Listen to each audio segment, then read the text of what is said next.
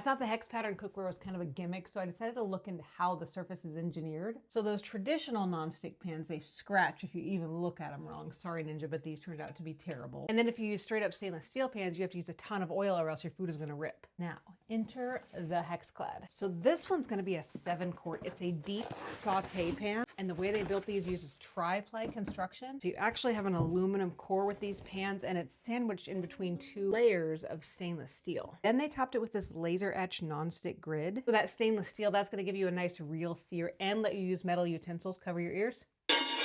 While those recessed non-stick valleys are gonna keep food from binding to the pan. And because it's that nice deep 7-quart capacity, you're gonna get the cooking service of a 12-inch pan with high enough walls to braise. You can make massive one-pot meals, or you can fry without grease splattering everywhere. Plus the whole thing, lid included, is oven safe up to 500 degrees. And it's dishwasher safe. Now HexClad doesn't put these on sale very often, but they are running a discount right now just for a short time. So if you want to get that good true stainless steel sear without dealing with food constantly sticking to your pan, I'll put a link on the video so you can.